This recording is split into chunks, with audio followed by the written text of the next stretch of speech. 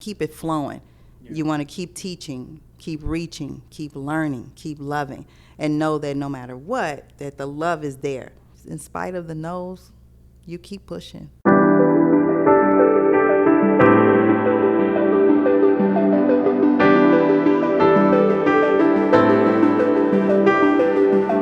Hey everybody, welcome back to another episode of the FYI podcast, Finding Your Inspiration, where we find it and we follow it.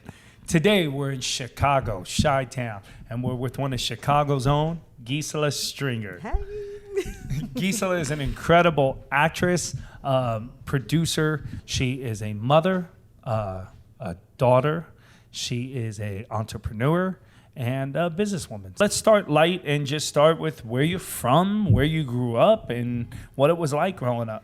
Okay, so I'm from Chicago. I grew up on the south side of Chicago.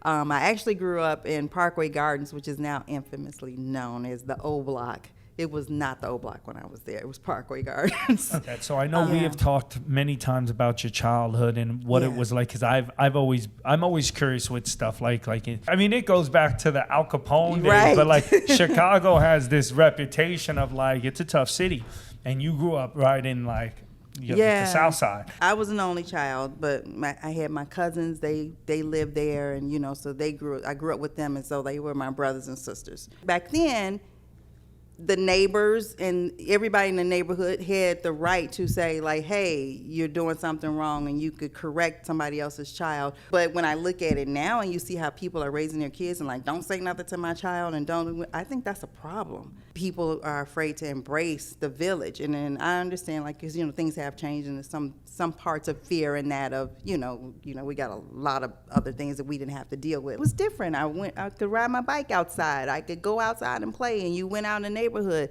I mean, I was a latchkey kid early, Yeah. But you have dealt with some tragedies as well. Now that has been true. I'll say 1994 was the biggest blessing of my life, because that's when my daughter was born.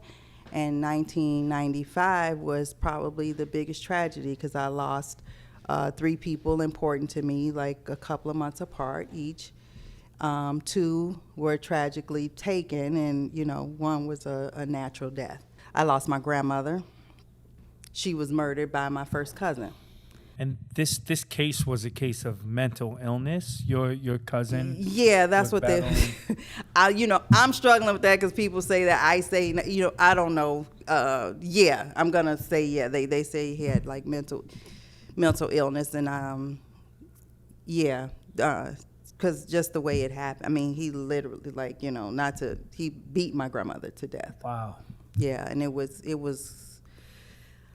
the worst thing I ever had to experience in my life. And I think if I didn't have I've known now, like, why I was blessed with my daughter when I was, because I believe that is the only way I got through that. Yeah. So you and your mom got closer through her passing. Through her passing.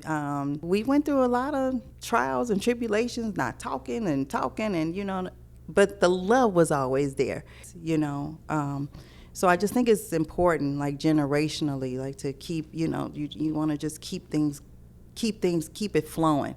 Yeah. You want to keep teaching, keep reaching, keep learning, keep loving, and know that no matter what, that the love is there. But you had a boyfriend who was murdered. Yeah. So you had 2. Yeah, I had 2. And we were together 3.5 years. He was the guy I dated mostly through college. Things changed with him. At times he was violent in our relationship. My mom had gone through an abusive relationship with my biological father, and I don't think people understand domestic abuse until they've been in it. When somebody gets you here, physically, they got you. Control. They got you. Complete control. And so I was finally, and that was, again, with the help of my friend village, my sisters, and my sister friends, able to get through that, and through my brothers from another mother, that's what I call them. But, I was able to get through that, got over it, didn't talk to him for about a year or so, like I couldn't even look at him. Yeah. And then one day out of the blue, he called me, asked if we could meet. We talked. He asked for forgiveness, and I learned that he had been going through some things that I wasn't aware about really at the time. I suspected, like drinking drugs and you know what I mean. The last time I saw him was at my grandmother's funeral. He would call and say, if you need anything, and 3 months later, he was gone. Wow. Yeah, and he was murdered in a robbery. He just went haywire. So, yeah. Your biological father, your mother raised you as a single mother. Yes, she did. He was incarcerated for a homicide. He and I have been estranged. We tried to rekindle the relationship. It just, and he's ill right now. But I'm sorry to hear. Oh, that's okay. He ended up going to he got some bodies on him. Right. Yes, that's true.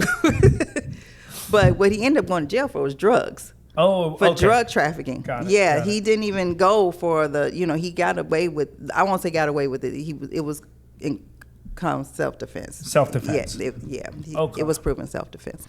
So he's a tricky one. Like for my mom, and my mother is a very special person. Like for her to even be with, he wasn't that. From what I understand, when they met, he was like a CTA bus driver up here in Chicago. Good pension paying job, as my mother would say. Yeah. And he just kind of went off the path. You go off to college. What was that like? College was great. Honestly, college was the first time where I felt like I belonged. Mm-hmm. And, you start meeting different people of different backgrounds. My first college roommate, she was Jewish, and, then we would have these debates about the whole slavery and Holocaust, but I learned so much. And for me, it's never I don't like comparing experiences. Right. I like learning from other people's experiences. Right. You know what I mean? Because that's how I grow. Yeah. Tragedy is tragedy. Right. I'm not going to say my grandmother's murder was worse than, your child's murder or your father's, or you know what I mean? I don't believe in that. I believe that those things connect us. Mm-hmm. And then we should learn from it together, and then we grow together to try to help not let that happen to anybody else again. Yeah. Or to help other people get through it. Right. So I guess I want to say, for me, college and especially acting and all of that, me doing this now is in spite of. When you were in college, did you take theater? Did you know you wanted to be an actor even though it was in your life? I always knew I wanted to be an actor. Okay. I always knew I wanted to. I just didn't know how to do it. I graduated from college, and then I started working, and then I got it. I was working in customer service with the hopes of moving into the marketing department. I ended up getting into software testing, and eventually I became a QA engineer, and I was working for a company up here, and then I went and one of my brothers called me. He said, look in the newspaper on this page. And it was for an acting class because he knew I wanted. And I said, okay. So I went, that's how I got back into acting. Okay. I started taking these classes and stuff. And then that led me to auditions and then films. Here and in Chicago. Okay. And then doing theater here and getting my community here. And then I said, I'm ready to go. But at that time, me and my mom, we had just gotten real close again. And I said, well, Mom, I don't want to go. I don't want to leave you, take Iman. And she said, no, you go now while you're young. I would never hold you back from that. That's your dream. You go. So I said, okay. And we left. We go to L.A. I get a job working at Macy's, and then I got a job working at Yahoo, which was supposed to be a one month contract position. And I ended up being there almost 7 years. Oh, wow. And I had a phenomenal boss. He was real supportive he knew that I wanted to be an actor. I just felt like God put the right people in my life at the right time. I ended up getting laid off from Yahoo right before Iman was to graduate. Interesting. I decided, okay, I'm going to go ahead and I'm just going to do this. I'm just going to pursue this or whatever. And I believe that's right after that I met you doing a play. Yeah. And then I learned about the theater company. And then from there, then a whole another slew of opportunities and, theater and people and stuff, came in place. But for me, it's all been God. It's been His plan and how, He's just set me up in the right direction to go and put the right people along my path. What's your game plan? Where are you at today in life? Not just career-wise, but just emotionally, and where are you at and where are you going? Right now, I'm not going to lie. Things are a little tough, right now. I'm dealing with my stepfather, who I consider my father, He's he has terminal cancer right now, and he's so we're dealing with that. But he's 90. He's gonna be 91 in a couple of weeks. And again, I just feel like it was God's plan for me to be here during these moments, to be able to spend the time that I've been able to spend with him and my mom. I'm in a position of this point in my life that I'm protecting my peace. Yeah. Life is short and it's not promised. And that's what I keep telling my stepdad. I'm like, listen, you got a lot of years that a lot of people will not be blessed to see. And the way I see it right now, I got more years behind me than I got ahead of me. Right. So I'm trying to make the best of every moment right now and make it count. And yes, I want to do what I love, and that is acting. But if somehow, for some reason, that doesn't work out, I'll know that I'll be okay. Yeah. And I know that whatever God's plan is greater than my plan. And I'll just wait to let that unfold as it may. Life is short. Mm-hmm. We got to take care of ourselves. We got to enjoy the time we have. We got to be grateful for the time we have. And if there's a message you have for a young person out there, what advice would you have for them to pursue that? I guess I'm going to go back to what I said earlier. In spite of everything that you may go through, all of the disappointments, all of the tragedies, there'll be hard times, It's a song that says God does not promise us sunshine, but he does promise a little rain, and it helps us get through the pain, right? So in spite of all of that, you keep pushing and you keep the faith. Faith is everything, and know that God's got your back no matter what is going on. And you may not be able to see it, and you don't see, sometimes things aren't going to make sense to you right away, but they will eventually. So just in spite of the no's, you keep pushing. Just keep pushing.